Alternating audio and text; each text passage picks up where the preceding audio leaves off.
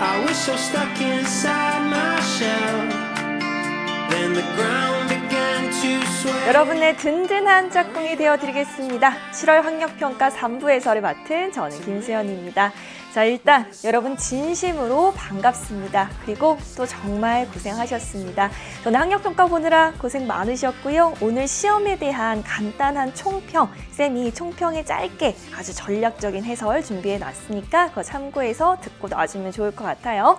자, 쌤이랑 함께 할 3부 강의는요. 24번부터 31번까지 이루어져 있습니다. 자, 그럼 바로 시작할 준비 됐습니까? 24번부터 들어가 볼게요. 자, 24번 어떤 유형이에요?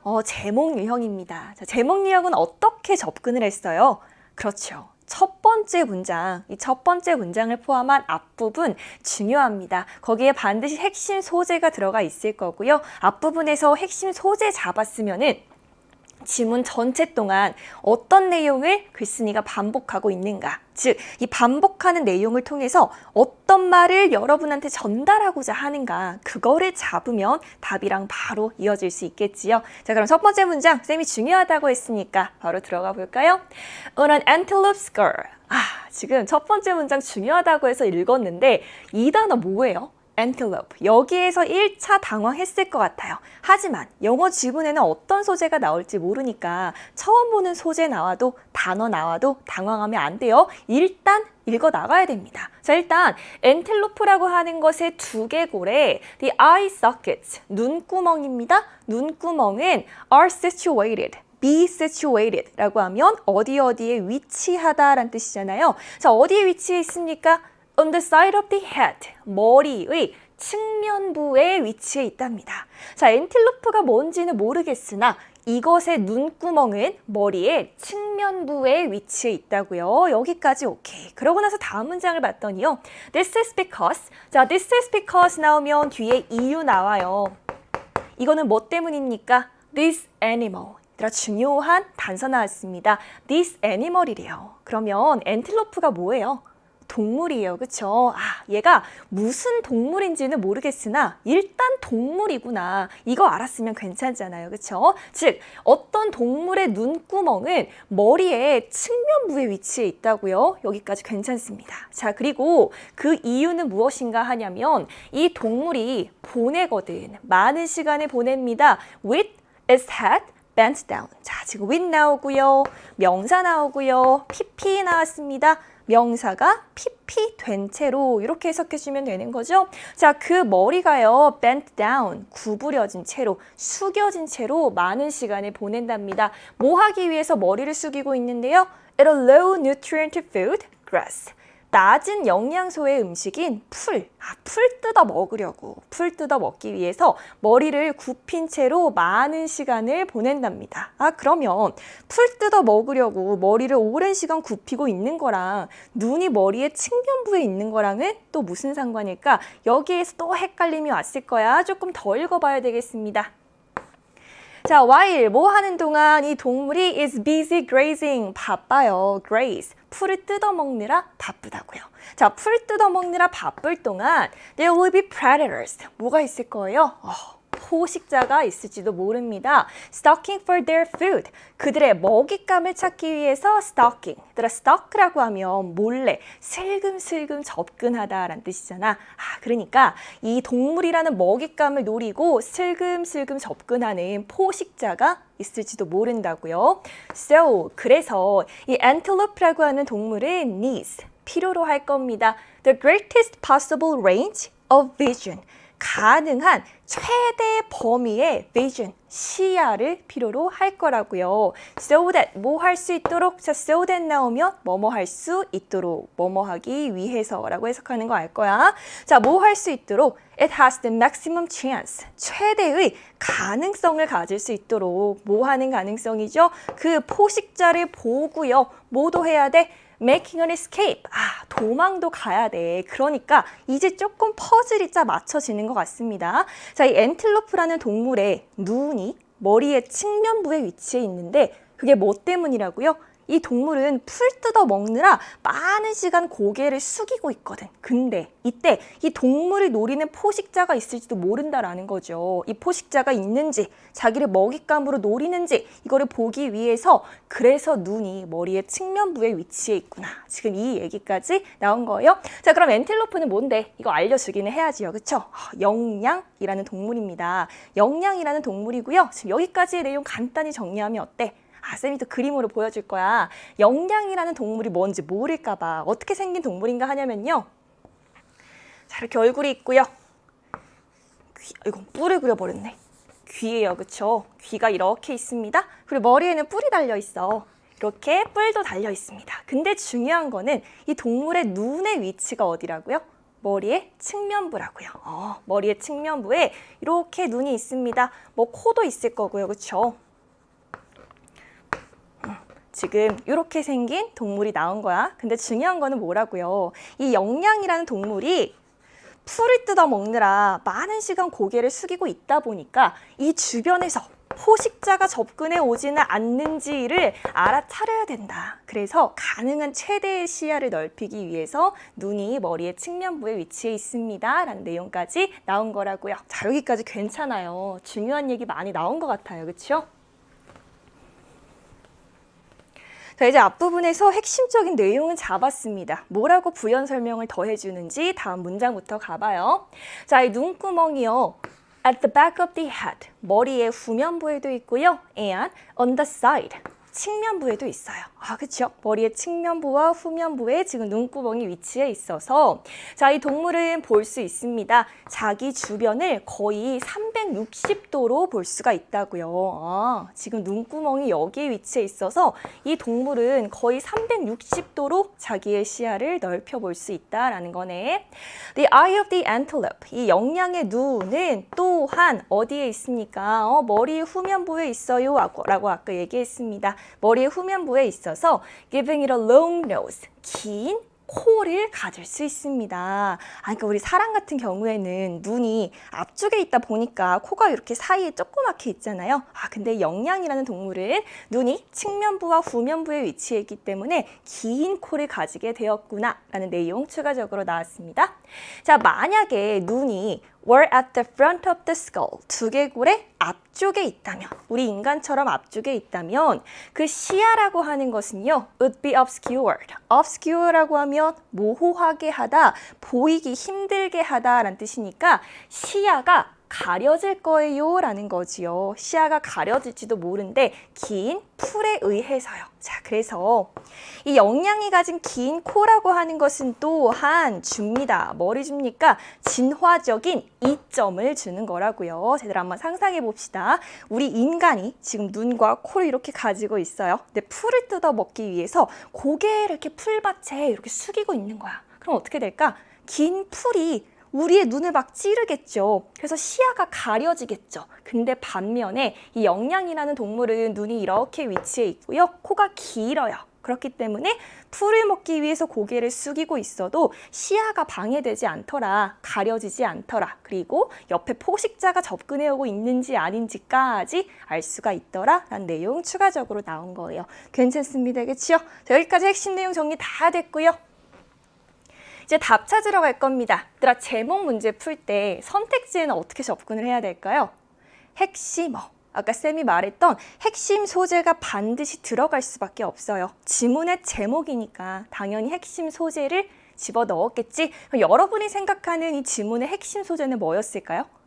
eyes, 눈입니다. 조금 더 구체적으로 가자면 눈의 위치. 그렇죠. 이 눈의 위치에 대한 내용을 담고 있는 선택지를 한번 찾으러 가보자고요.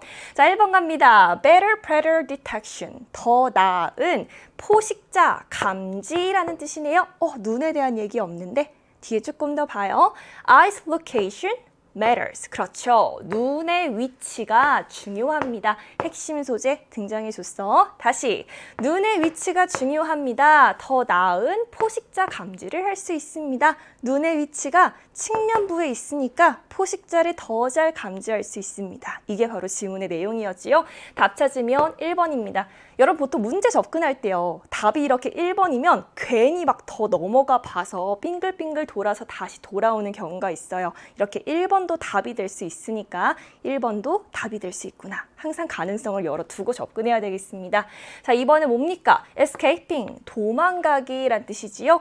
들판에서 주요한 방어 전술로서의 도망가기에 대해서 이야기하고 있어요. 아니지요. 자, 3번 갑니다. 눈이 가까우면 가까울수록 거리 인식은 덜 정확해집니다. 지금 거리 인식이 덜 정확해져요 라는 내용 아니었고요. 4번 갑니다. Win-win survivor strategy. Win-win. 모두가 이득을 보는 거잖아요.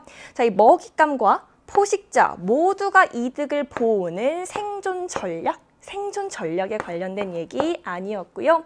자, 5번 갑니다. 왜 동물들이 인간들보다 더 긴 코를 가지고 있어요? 이거 아니죠. 그렇죠? 답 찾으면 1번으로 찾을 수가 있겠습니다. 자, 지금 24번으로 가볍게 준비 운동했습니다. 아마 이 영양, antelope란 단어를 몰라서 1차 당황을 했을 거고요. 거기에서 한번 당황해버리면 문장들이 잘 눈에 들어오지 않았을 겁니다. 하지만 영양이라는 뜻, 걔가 얘를 가리키는구나. 요거 몰랐어도 충분히 답 찾을 수 있었고요. animal, 동물이라는 단서까지 좋습니다. 그렇죠? 그러니까 어떤 소재가 나와도 당황하지 않는 연습을 할 수가 있어야 되는 거예요. 지금부터 살펴볼 문제들은요. 25번, 26, 27, 28번까지. 여기에서 여러분이 갖고 가야 할 전략은 무엇이에요? 빠르고 정확하게 정답 찾는 연습해줘야 됩니다. 자, 이 4개 문제를 푸는 동안에는요.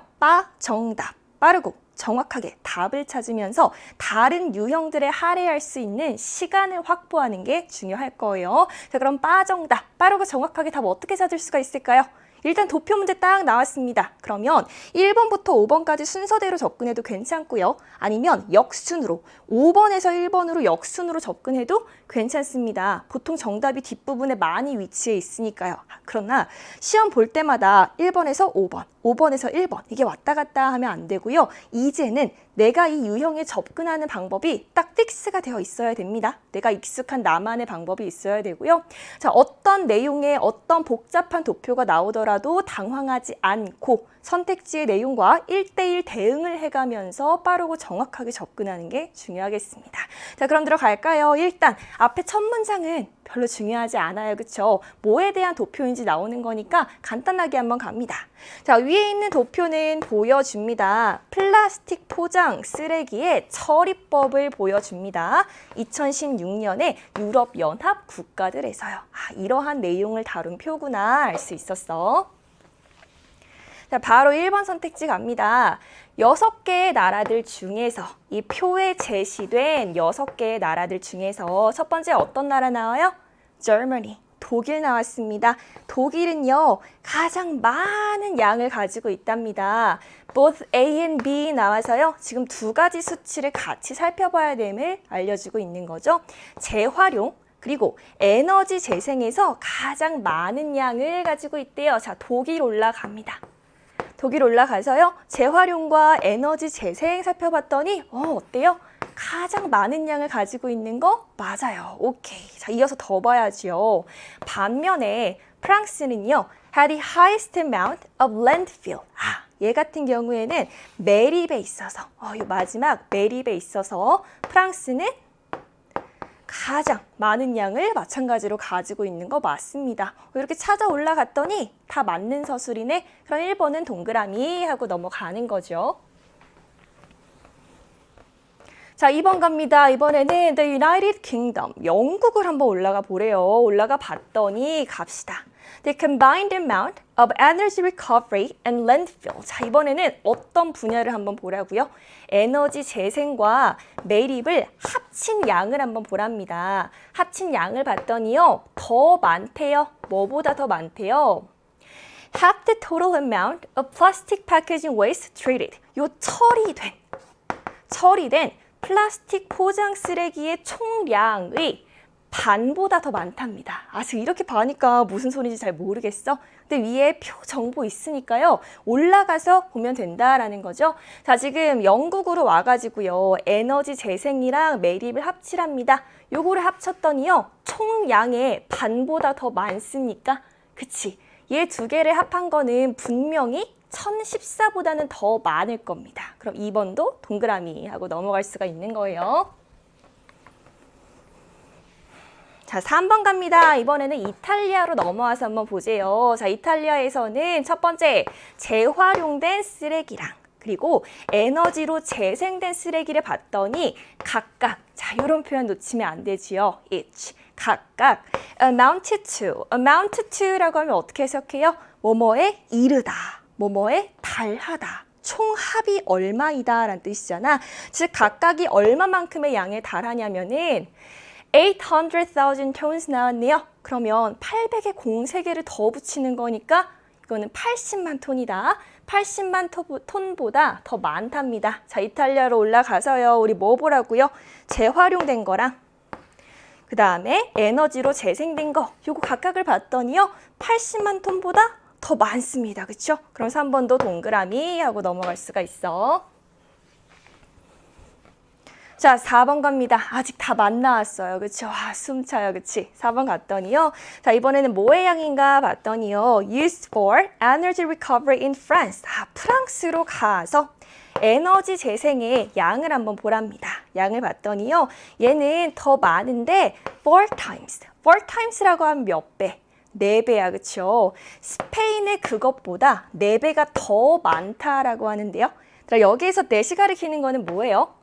The amount부터 energy recovery 여기까지를 지금 대수로 받고 있는 거잖아요. 그렇죠? 그러면은 프랑스랑 스페인에서 이 에너지 재생과 관련된 부분을 한번 살펴보면 될 것이고 올라가서 봅니다. 스페인과 프랑스에서 에너지 재생이니까 파란색 보면 돼. 250의 4배는 1000이에요. 1000. 근데 프랑스의 그것은 975니까 얘보다 더 많은 게 아니라 적습니다. 그렇죠? 따라서 어떤 부분이 틀린 거예요? more than 요 부분이 틀린 거예요. 그래서 답 찾으면 몇 번? 4번으로 찾을 수가 있는 거죠. 자, 마지막 5번 갑니다. 답은 찾았으니까 얘는 맞는 서술일 거예요. 갑니다. 자, 이번에는 총량을 살펴보랍니다. 나라는 폴란드예요. 폴란드에서 총량을 살펴보면은 덜하대. 그러니까 양이 더 적다라는 뜻이겠지요. 뭐보다 양이 더 적습니까? 영국에서 recycled라고 하면 재활용된 거니까 재활용된 것의 양보다 더 적다라고 합니다. 그럼 폴란드의 총량 살펴보고요.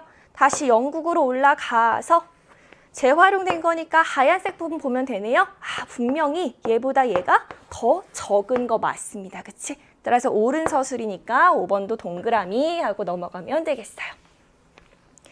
자, 이렇게 도표는 어떤 내용이 나오더라도 당황하지 않고 선택지의 내용과 도표 정보를 1대1 대응하는 거 빠르고 정확하게 하는 연습이 중요한 거예요. 넘어가서 26번 갑니다. 이번엔 내용 불일치를 물어보고 있습니다. 여기 나오는 소재는 아주 다양한 게 많이 나와요. 무엇이 나와도 당황하면 마찬가지 안 되겠고 내용 불일치 같은 경우에는 선택지 속의 정보를 아주 잘 활용을 해줘야 되겠습니다. 이 지문 자체가요, 쓰인 어휘의 수준 같은 것이 좀 높은 경우가 많아요. 그렇기 때문에 선택지에 나온 정보들, 즉 영어 지문에서 바로 올라가서 찾을 수 있는 정보들 있지요. 그거를 적극적으로 잘 활용해 주는 게 중요하겠습니다. 자, 봤더니 어떤 눈에 띄는 단어들이 보여요? 독일 나오고요. The New York Times 나왔고요. Bill Martin Jr. 사람 이름 바로 찾아 올라가면 되겠고요. The Very Hungry Caterpillar. 요거는 이탈릭스까지 되어 있습니다. 5번은 어떻습니까? 마찬가지 박물관의 이름 딱 나와 있습니다. 이러한 것들 찾아 올라가면 되겠구나. 요거 염두에 두고 올라갈게요. 자, 갑니다. 에릭 컬이라고 하는 사람은 미국의 작가이자 사파가입니다. 아동문학 작가이자 사파가래요. 인물 소개에 대한 글이구나 체크했습니다. 자, 1929년에 여기에서 태어나서 그는 이사했습니다. 그의 부모님이랑 독일로 이사를 갔답니다. 그가 몇 살 때? 그가 6살 때 독일로 이사를 갔대요. 자, 독일 나왔으니까 우리 지금 딱 주목할 때가 온 거지요. 자, 그는 그 독일에서 교육을 받았습니다. 그리고 졸업도 했는데 an art school 예술학교잖아요. 그렇죠? 독일에 있는 예술학교를 졸업을 했다고요. 얘들아 1번 선택지 넘어와서 어떻습니까? 넘어와서 독일에서 예술학교를 졸업했다? 아, 이거 동그라미구나 확인하고 넘어갈 수 있는 거야. 자, 다시 이어서 갑니다. 그는 그러고 나서 미국으로 move back, 다시 돌아왔어요. 그리고 일을 했는데 그래픽 디자이너로서 일을 했습니다. The New York Times에서. 또 어떻습니까? 우리 이거 아까 캐치해야 하는 정보였습니다. 그치? 2번 선택지 넘어가서 The New York Times에서 그래픽 디자이너로 일했어요. 일했습니다. 2번도 동그라미. 자, 1번, 2번 다 맞는 서술이었어요. 자, 이어가서 1960년대 중반에는요, 이 아동 작가인 빌 마틴 주니어, 요 사람 이름 어디서 많이 봤다 싶습니다. 그쵸? 또다시 주목해줘야 되겠네. 자, 이 사람이요, asked, 목적어, to 부정사.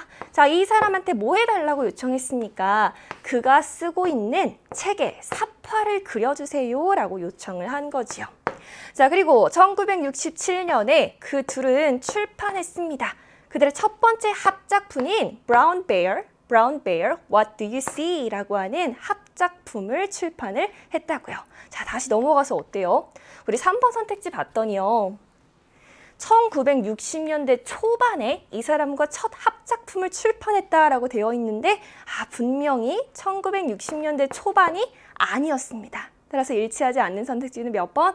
3번으로 고를 수가 있는 거네요.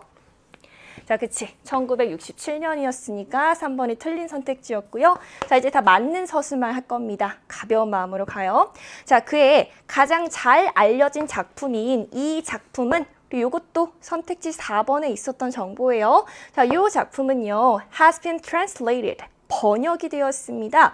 66개가 넘는 언어로 번역이 되었어요. 번역이 되고 이렇게 병렬이죠. 판매되었습니다. 50 million copies. 50 million이라고 하면 얘가 100만이니까 5천만 권이 되겠네. 엄청 많이 팔렸어요. 그렇죠? 5천만 권 넘게 판매가 되었습니다. 자, 선택지 4번 아예 보고 오면 어때요? 이 책은 66개가 넘는 언어로 번역되었으니까 번역되었습니다. 얘도 맞는 서술. 자, 마지막 5번만 남았어요. 2002년에 칼이랑 그의 아내는요, opened, 열었어요. 개관했습니다. 자, 이 그림책 박물관이라고 하는 자신의 이름을 넣어서 개관을 했어요. 그리고 요것은요, 수집도 하고요, features. feature가 동사로 쓰이면 무엇을 특징으로 다루다, 취급하다 이런 뜻이잖아요. 수집하고 다룹니다. 뭐를요? 전 세계의 아동책 삽화가들의 작품을 갖다가 수집하고 다룹니다. 자, 5번 선택지 마지막으로 점검하면 어떨까요? 아내와 이러한 박물관을 개관했다. 우리 마지막에 확인한 내용이니까 5번도 동그라미. 따라서 답 찾으면 몇 번이라고요? 3번이 틀린 서술이었습니다. 이것도 어떤 소재를 다루는가에 상관없이 당황하지 말고 선택지 속의 정보를 한껏 이용해서 빠르고 정확하게 답 찾는 거 이거 기억해줘야 되겠어요. 자, 이제 안내문 2개 나왔습니다. 안내문 유형은 뭐를 꼭 잘 살펴봐야 할까? 우리 항상 너무 익숙하긴 하지만 실수하면 너무 아쉬운 거 있잖아요. 그치? 27번은 내용과 일치하지 않는 것을 물어보고 있고요. 28번은 내용과 일치하는 것을 물어볼 겁니다. 이거 꼭 체크하고 들어가 줘야 되겠습니다. 자, 얘도요, 안내문 내용 쭉 나올 거고요. 선택지 나올 건데 선택지에 있는 정보 활용해서 올라가주면 또 좋을 것 같아. 그쵸? 3일간 진행된다. 영어 표현들 눈에 띄는 것도 다 보여요. 이거 먼저 확인하고 올라가면 더 빠르고 정확하게 정답 찾을 수 있는 거지요. 자, 올라가서 차근차근 한번 볼까요? 우리 블랙박스 Short Play Festival이라고 해서 블랙박스라고 하는 단편극 축제에 관련된 안내문 되겠습니다. 이거 위에서부터 차근차근 한번 가볼게. 자, 매년 열리는 이 축제는요, 너를 기다리고 있대요. 자, 이 축제는요, aim to 부정사 무엇을 목표로 하다라는 뜻이지요. 뭐를 목표로 합니까? 소개하는 걸 목표로 합니다. 새로운 playwright, 극 작가들을 소개하는 것을 목표로 한답니다. 뭐 함으로써 allow 목적어 to 부정사 나왔어요. 자, 그들의 작품, 그 새로운 극작가들의 작품을 갖다가요. to be performed on stage. 무대에서 상연되게 함으로써 그 극작가들을 소개하는 거를 목표로 하는 축제랍니다. Come and enjoy. 와서 즐기세요 라는 소개글이었어요. 하지만 여기에 있는 내용은 사실 선택지가 없었습니다. 여러분은 어디로 바로 들어갔으면 돼요? Date and place. 일정과 장소에 해당하는 부분으로 바로 들어갔으면 되는 거야. 자, 봤더니요. 8월 12일에서 14일이니까 며칠간, 3일간 진행이 되고 있고요. The Black Box Theater라고 하는 곳에서 열리는 거 확인했습니다. 그럼 선택지 넘어가면 어때요? 1번, 3일간 진행되는 거 맞고요. 2번, The Black Box Theater에서 열린다? 이것도 동그라미. 1번과 2번은 일치하는 거 확인했습니다. 자, 또다시 선택지 속 정보 눈으로 다시 한번 가고 넘어갈까요? 자, 이번에는 상영 스케줄, 일정 나왔습니다. 자, 여기에서 우리 아까 이 두 번째 극작품 보면 됐었죠. 자, Shrink to Fit 이라고 하는 것은 8월 13일, 8월 14일에 열리니까 우리 3번 선택지. 요 영화는 8월 13일과 14일에 상연된다. 극작품이지? 이것도 동그라미 살펴볼 수 있어요. 이제 4번, 5번 남았습니다. 자, 티켓츠 봤더니요. Early Bird. Early Bird 뭐야? 이건 여러분도 많이 쓰는 표현일 텐데 Early Bird라고 하면 조기 예매를 가리키는 거지요. 자, 조기 예매는 극작품당 얼마랍니까? 10달러다라고 나왔어요. 그렇죠? 그리고 요 날짜 전에 예약해야 합니다. 나왔습니다.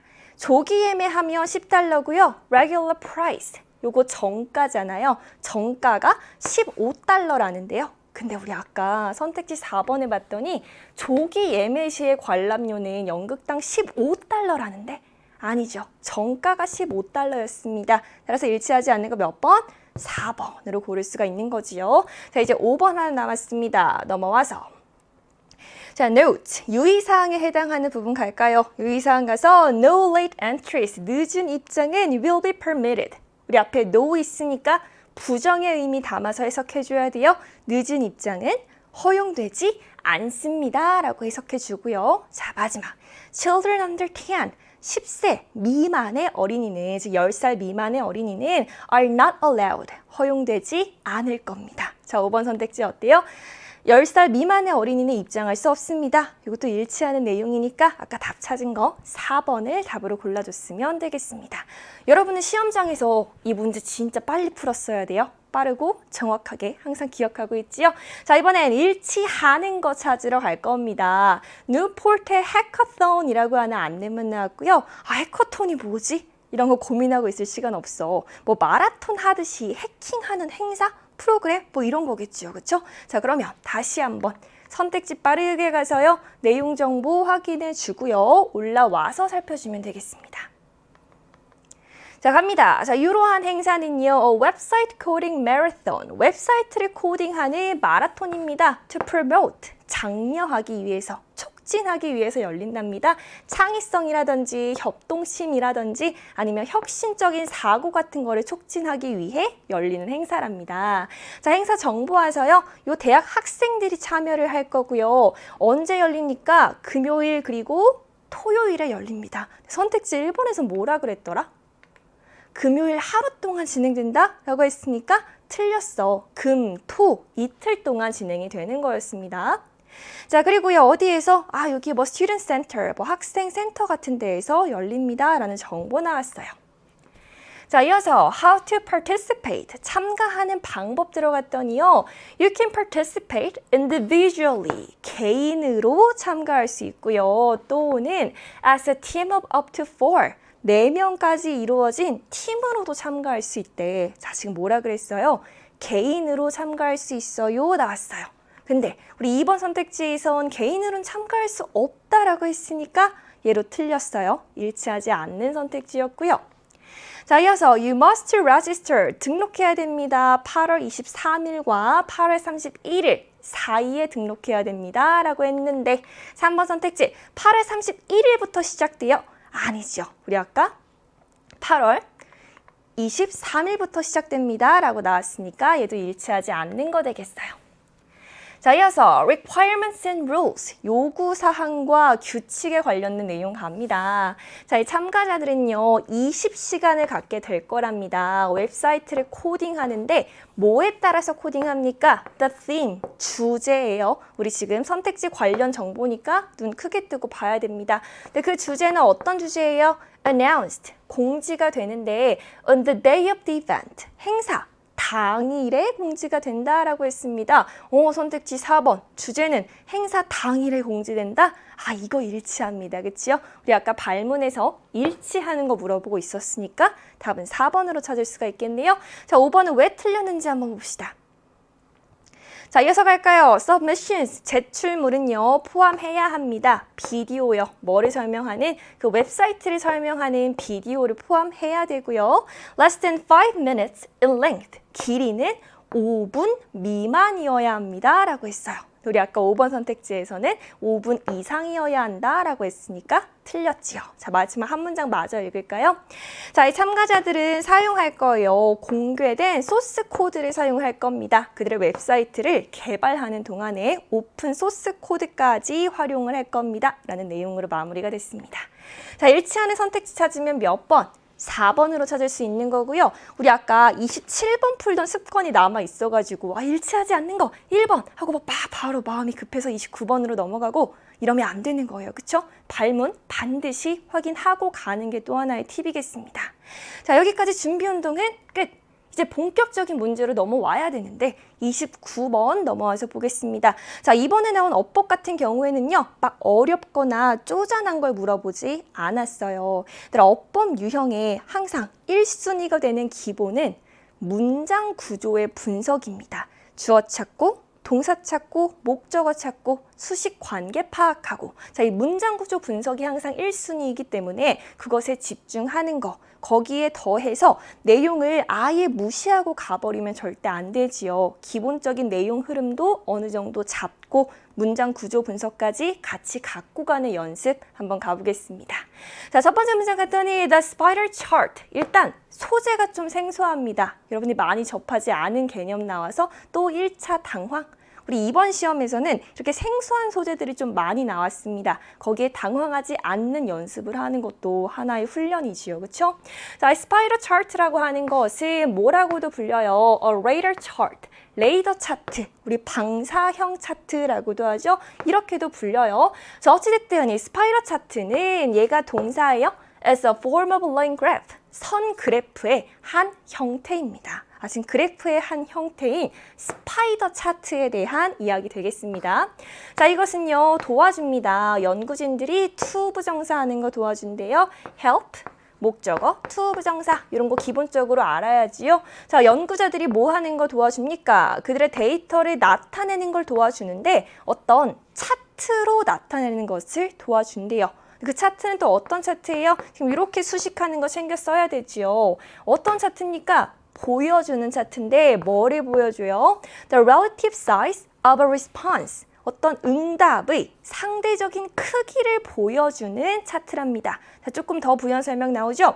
On one scale, 하나의 척도에서. 우리 scale 무슨 뜻이라고요? 척도란 뜻으로 쓰였어. 하나의 척도에서 그 응답의 상대적 크기를 보여줍니다. 뭐에 대한? Interrelated variables, 상호 연관된 variable, 변수란 뜻이죠. 자, 다시 해석하면 어떻게 된다고요? 서로 연관된 변수에 대한 하나의 척도를 기준으로 하는 응답의 상대적 크기를 보여주는 차트라고요.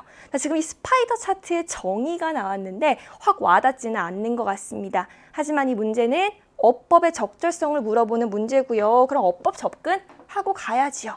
자, 지금 앞에 있는 chart라고 하는 명사를 선행사로 취하면서 that부터 variable까지의 관계절이 수식하고 있는 거야. 자, 그러면 이때에 대해서는 무슨 역할을 하고 있는 겁니까? 관계절을 이끄는 역할을 하고 있고요. 뒤에 동사 따라온 걸로 봐서 얘는 주격 관계대명사의 역할을 수행하고 있구나. 주격 관계대명사로 쓰였습니다. 1번은 적절하게 잘 쓰인 것 같아요.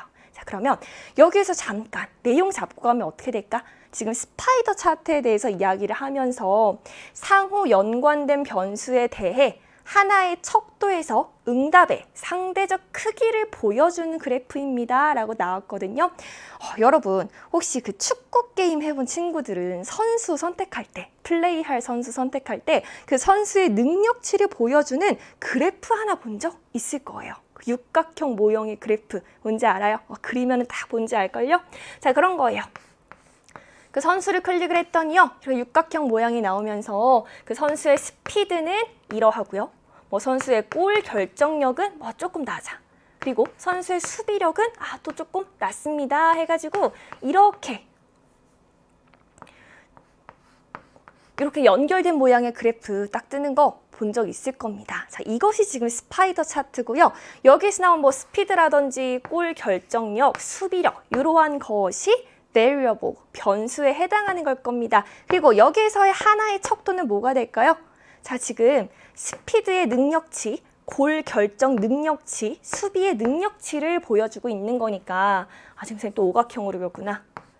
이렇게 가야지, 그치? 그 능력치를 보여주고 있는 거니까 여기에서의 scale, 척도는 능력치가 될 거예요. 이렇게 된 것이 스파이더 차트구나. 감 잡고 가면 조금 더 이해가 쉬우니까.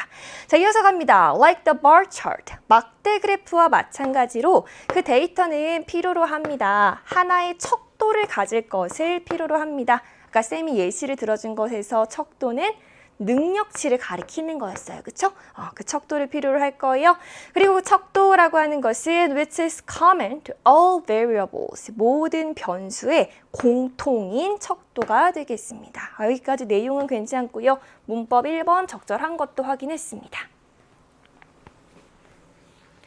자, 이어서 이 스파이더 차트는요, is drawn, 그려지는데요. with the variable spanning the chart. span이라고 하면 걸치다, 걸쳐 이어지다 라는 뜻이거든요. 그러니까 이 변수들이 그 차트에 걸쳐 이어지면서 그려진다고요. 그치? 지금 이어지면서 하나의 그래프를 만들어 줬어요. 자, 그래서 만들어냅니다. a spider web. 거미줄 모양을 만들어낸답니다. 그치요? 거미줄 모양의 지금 무언가가 만들어졌어요. 자, 문법적으로 보면 어떠해요? 우리 이런 거 많이 살펴볼 수 있는데 앞에 주절 나왔습니다. 그리고 컴마 나오고요. 지금처럼 ing 이렇게 나왔어. 우리 이것을 갖다가 뭐라고 부르지요? 분사구문이라고 부릅니다. 그리고 앞에 주절 나오고 컴마 나오고 ing 나오면 얘는 결과를 나타내는 분사구문이다. 즉 앞에 주절의 내용에 이어지는 결과를 서술한다. 이렇게 알고 있을 겁니다. 얘는 뭐라고 바꿔 쓸 수 있을까요? 우리 결과니까 and 살려내고요. 주절의 주어는 대명사 is로 바꾸요. 그 다음에 동사는 이렇게 써주면 되겠습니다. 해석하면 어떻게 되는 거예요? 스파이럴 차트는 이렇게 그려집니다. 그리고 거미줄 모양을 만들어냅니다. 이렇게 해석할 수 있는 거야. 따라서 2번 선택지도 맞구나. 동그라미 하고 넘어가면 되겠어요. An example of this. 이것의 예시는 여러분이 스파이더 차트를 이해 못했을까 봐 친절하게 예시 보여주는 거죠. 자, 이것의 예시는 보여줍니다. 한 연구에서 보여질 거랍니다. 근데 그 연구는 어떤 연구예요? Looking at. 들여다봤어. 조사를 했습니다. 스스로 보고된 자신감을 조사하는 연구였답니다.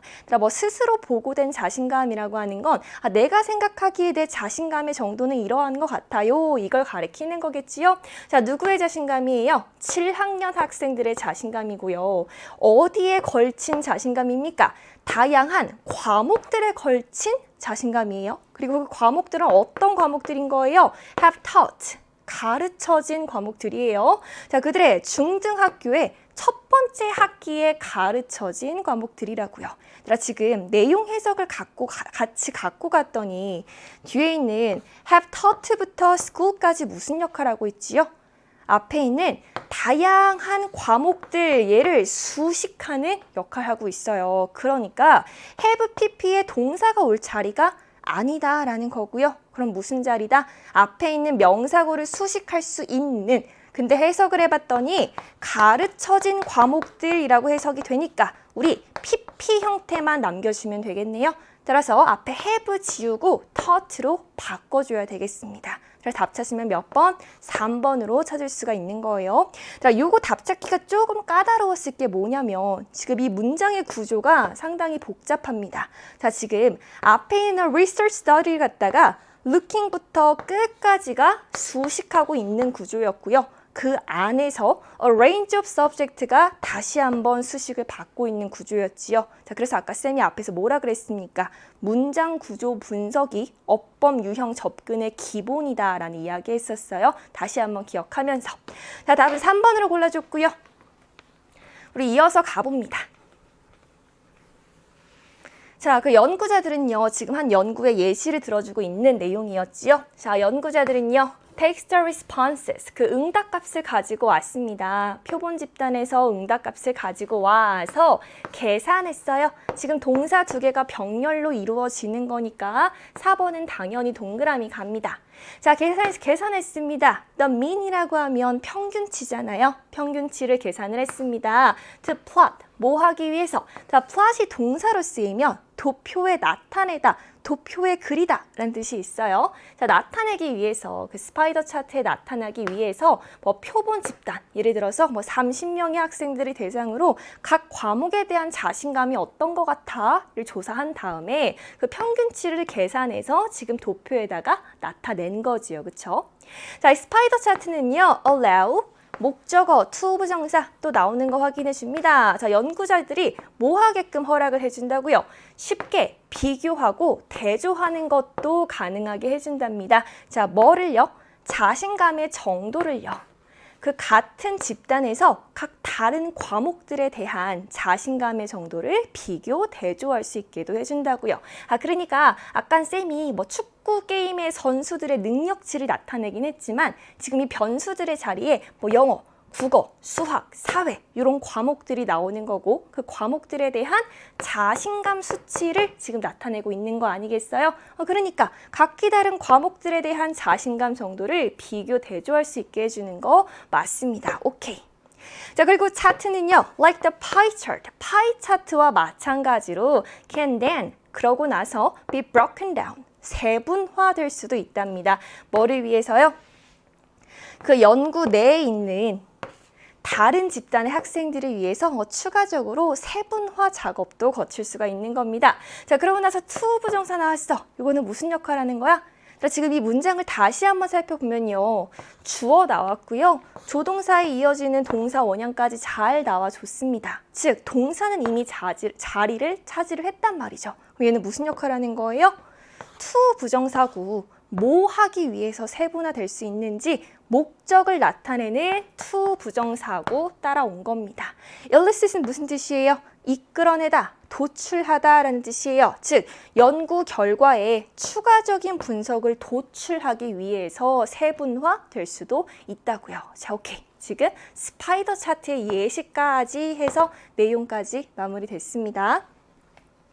자, 정답에 해당하는 3번 어법이 조금 까다로웠으나 아까 쌤이 말한 문장 구조를 분석하는 게 기본이구나. 이거 항상 기억하면서 접근해주면 되겠고요. 자, 이제 30번에 어휘 들어갑니다. 얘들아, 이 문제 어땠어요? 많이 어려웠어요. 그렇죠? 근데 쌤이 생각하기에 이번 7월 학평에 출제된 이 어휘 문제 같은 경우에는 요즘 그 어휘 문제의 출제 경향을 정말 잘 보여주는 문제다라고 생각이 들어요. 무슨 소린가 하냐면은 일단 길어요. 지문의 길이가 길어서 굉장히 압도적이었고요. 자, 거기에 더해서 지금 정답에 해당하는 근거가 바로 딱 앞뒤에 위치해 있지 않고 조금 더 읽어야, 거의 뒷부분까지 읽어야지만 아까 걔가 틀렸구나 라고 다시 거슬러 오는 문제였거든. 자, 그것처럼 근거가 뒷부분에 있다 보니까 정답 찾는 게 시간이 조금 더 걸렸을 거고요. 특히나 어휘 유형 같은 경우에는 첫 문장부터 마지막 문장까지 그 논리적 흐름이 굉장히 촘촘하게 짜여져 있기 때문에 어느 한 문장도 놓쳐서는 안 되지요. 그래서 이 유형에서는 시간을 여유롭게 갖고 가는 게 중요하겠고, 자, 일단 이거 어려웠습니다. 한 별표를 한 3개? 3개면 괜찮을까요? 5개? 3개로 합시다. 자, 다 3개 정도는 쳐놓고 다시 한번 접근해보면 좋을 것 같아요. 자, 들어갑니다. In poorer countries, 더 가난한 국가들에서 수년간의 빠른 성장은 필요할지도 모릅니다. 뭐 하는데 필요할지도 몰라요. 그 생활 수준을 갖다가 끌어올리는데 허용 가능한 수준까지 끌어올리기 위해서 빠른 성장이 필요할지도 모릅니다. 자, 일단 첫 번째 문장에서 무슨 얘기? 가난한 국가들에서는 몇 년간에 걸친 빠른 성장이 필요할지도 몰라요 라는 이야기 했어요. 자, 그리고 다음 문장에 바로 반전이 일어납니다. 그러나 이 성장이라고 하는 것은 the means, 수단이란 뜻이죠. 수단이에요. 뭐 하기 위한? 원하는 목표를 달성하기 위한 수단입니다. 자, 뭐가 아니라 그 자체로의 end, 목적이란 뜻이지요. 목적이 아니라 수단입니다. 자, 1번 어휘는 어떻습니까? 지금 그 자체로 목적이 아니라 수단입니다 라고 했으니까 수단과 대비되는 개념인 and, 목적이란 단어 나온 거 괜찮습니다. 그렇죠? 1번 동그라미 하고 넘어가면 되겠네. 자, 일단 뭐에 관한 글인 것 같아요? 성장에 관한 글인 것 같습니다. 그렇죠? 자, 그리고 우리 앞부분에서 이야기를 하길 이 성장이라고 하는 거는 목적이 아니라 수단입니다. 지금 여기까지 내용 나왔고요. 아직 뭐에 관한 얘기인지 딱 와닿지는 않는 것 같아요. 조금 더 읽어봐야겠죠. In the richer world, 더 부유한 국가에서, 세계에서 the whole idea of growth, 이 성장이라고 하는 전체 개념은 잠깐 빼고 갈게요. 얘가 동사 자리에 온 거죠. May need to be maintained, 유지될 필요가 있을지도 모릅니다. 자, 지금 앞에서는 가난한 국가를 얘기했다가 지금 부유한 세계로 넘어왔어요. 자, 부유한 세계에서 성장이라고 하는 전체 개념은 유지될 필요가 있을지도 모릅니다. 그럼 그 개념이 뭔지도 알아야겠다. 그 개념의 내용은 뭔데요? At least, 적어도 뭐로서의 성장이라는 개념입니까? Conventionally measured, 관습적으로 측정되는 것으로서의 개념이랍니다. 자, 뭔 소린지 또 와닿지는 않아요. 하지만 있는 그대로 바라보면 뭐라고요? 자, 더 부유한 국가에서는 측정되는 것으로서의 성장, 이 측정되는 것으로서의 성장이라고 하는 개념이 유지될 필요가 있다 나왔습니다. 자, 일단 끊고 다시 한번 정리요. 자, 이 성장이라는 것이요. 측정되는 개념으로서, 이 측정되는 것으로서의 개념이 유지될 필요가 있습니다 라고 해서 이 유지될 필요가 있다 라고 하는 maintained의 밑줄이 쳐져 있거든요. 자, 여기에 대한 근거 지금 바로 찾을 수는 없어요. 그렇죠? 뒷부분까지 읽어야지만 답을 찾을 수 있었습니다. 그러면 2번 밑줄에 해당하는 근거 찾으러 조금 많이 나아가야 돼요. 답이 2번이었지요. 그래서 여러분이 더 어렵게 느꼈을 수 있는 겁니다. 자, 근거 찾으러 갈게요. 자, 경제에서 어떤 경제지요? 서비스가 지배하는 경제에서 goods and services, 재화와 서비스입니다. tailored to our individual needs, 우리의 개인적인 필요에 맞춰진 재화와 서비스라고 하는 것이 얘가 동사 자리에 온 거죠. will be, 뭐가 될 거예요? 결정하는 것이 될 겁니다. 뭐를 결정하는 거? 우리 사회의 진보를 결정하는 것이 될 거라고요. 자, 다시 지금 서비스가 지배하는 경제에서 개개인의 필요에 맞춰진 재화와 서비스가 우리 사회의 진보를 결정할 것이라고요. 자, 일단 여기까지 흐름이 막 어색하지는 않는 것 같으나 조금 더 구체적인 근거 잡기 위해서 다음 문장 가야 됩니다. 자, 이것은 뭐가 될 수 있습니까? 지금 from A to B라고 해서 예시 나오는 거예요. 영어 문장에서 from A to B라고 하면 무언가의 범위를 나타내거나 아니면 예시를 나타낼 때 쓰이는 겁니다. 다시 말해서 from A to B의 구체적인 내용이 나오면 아, 이거 앞 내용에 대한 예시구나, 이거 고마운 거구나 알고 있어야 된다고요. 자, 그러면 뒤에 나오는 예시가요, 개개인의 필요에 맞춰진 재화나 서비스인지 그거 체크하면 되겠습니다. 자, 먼저 genome specific medicines, 게놈 맞춤형 약이거든요. 자, 이게 뭔지 모를 수 있어. 그럼 그냥 넘어가고 뒷부분 한번 보자고요. personalized care, 개별화된 관리라든지 tailored suits, 맞춤 정장이에요. 얘들아 어때? 지금 개별화된 관리, 맞춤, 정장이라고 하는 것은 개개인의 필요에 맞춰진 재화와 서비스잖아요. 따라서 여기에서 예시 근거 잡아서 3번도 적절하구나 갈 수 있는 겁니다. 자, 지금 무슨 얘기했다고요?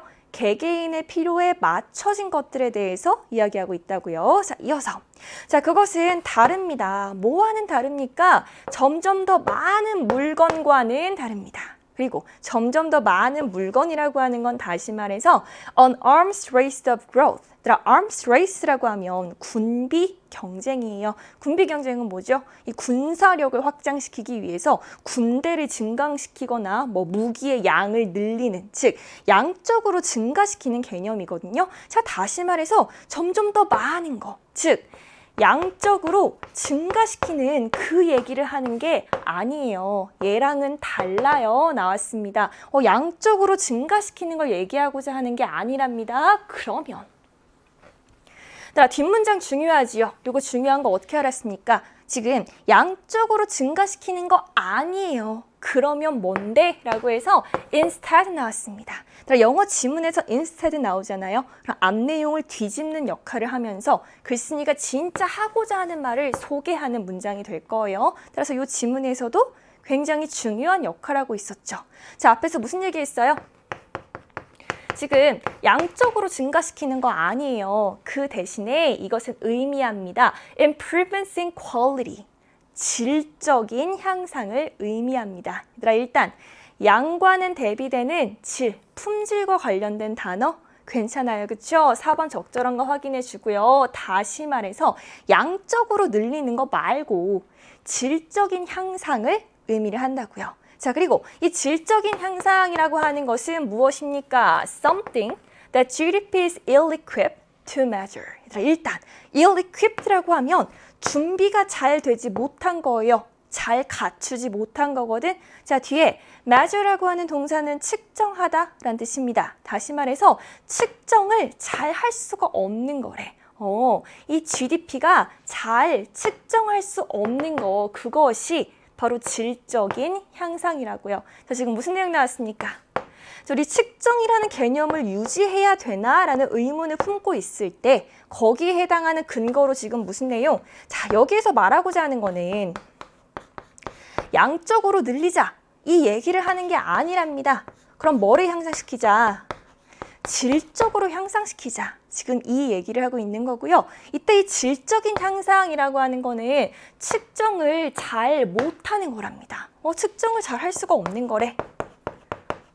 그럼 다시 말해서 양이라고 하는 개념은 측정할 수 있는 개념인데 이제 이 측정할 수 있는 양을 늘리는 거 말고 측정하기는 힘든 질이라고 하는 개념을 향상시키는 게 좋겠어 라는 이야기하고 있는 거잖아요. 자, 그럼 어떻습니까? 이 측정이라는 개념을 유지를 해야 되겠어요? 아니요.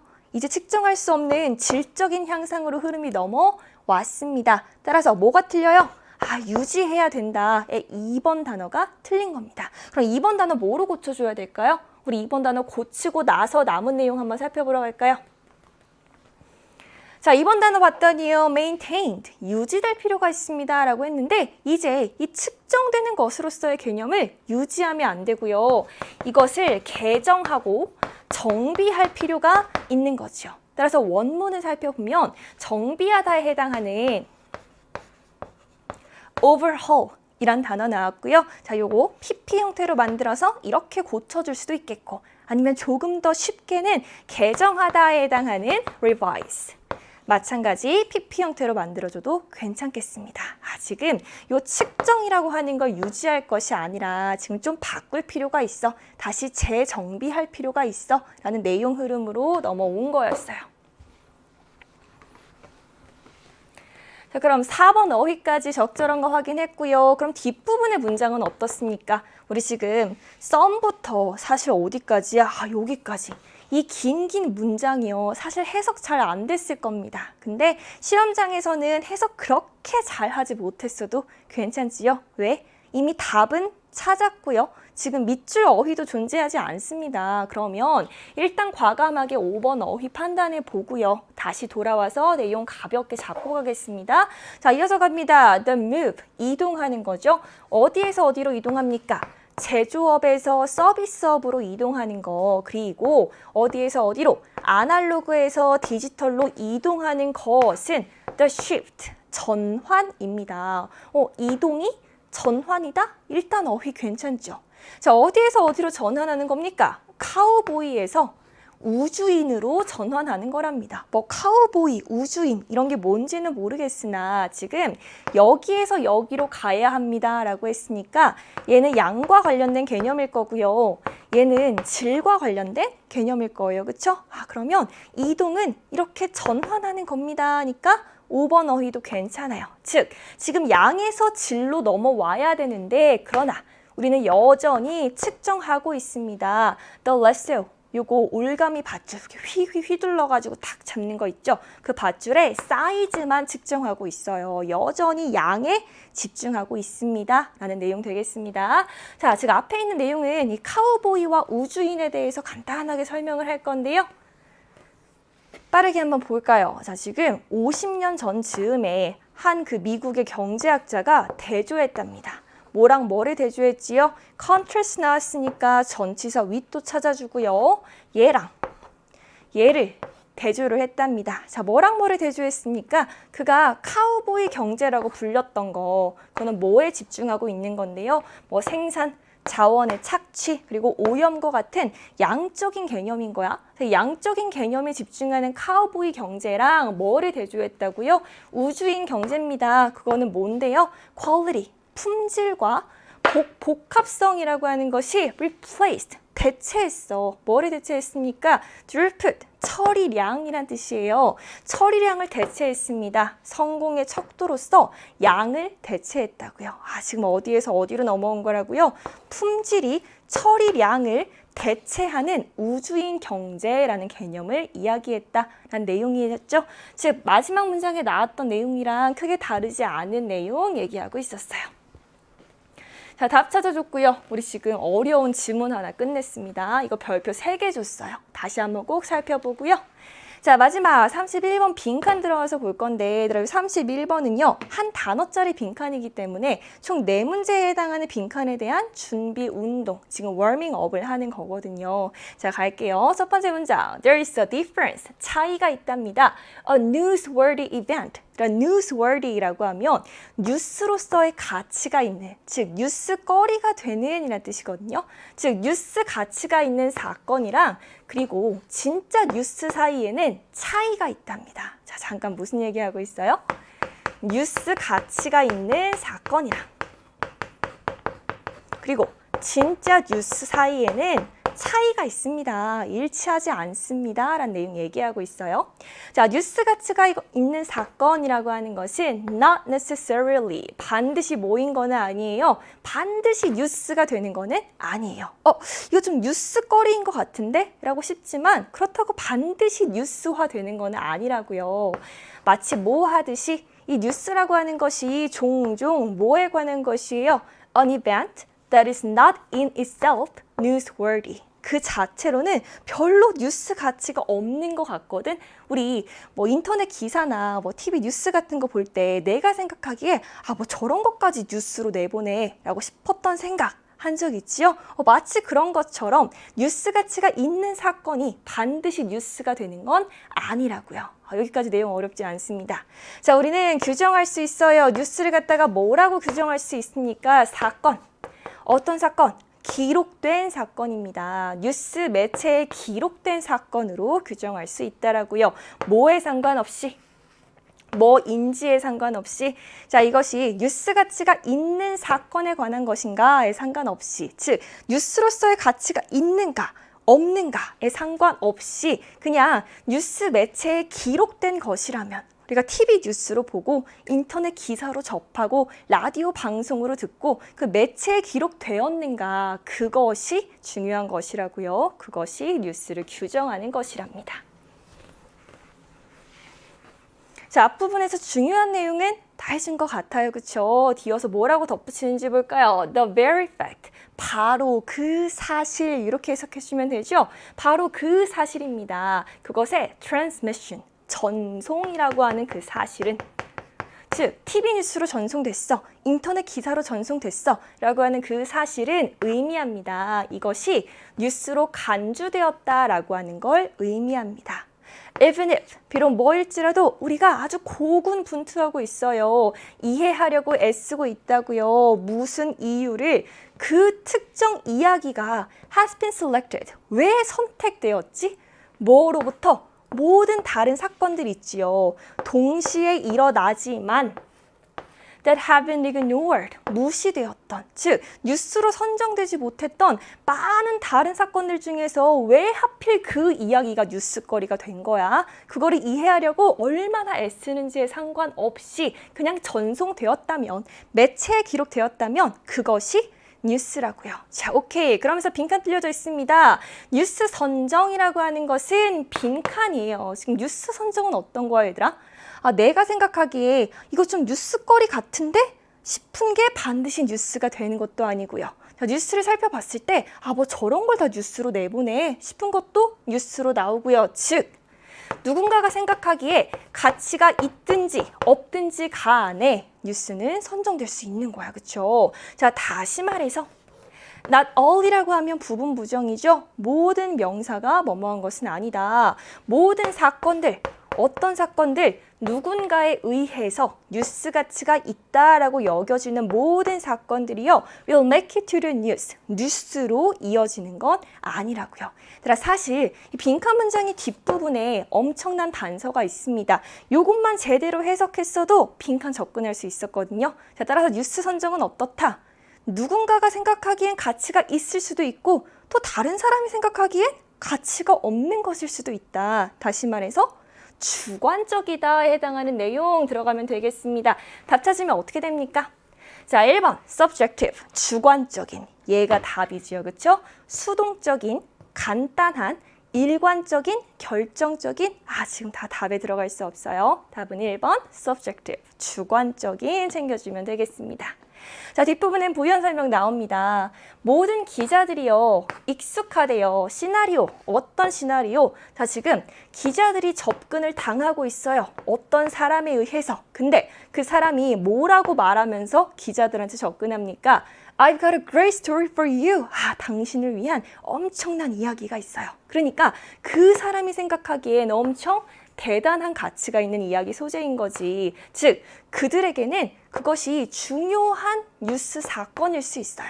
그러나 그 기자들에게는 이것이요, might be something to ignore, 무시할 만한 것일 수도 있다고요. 자, 다시 말해서 뭐다?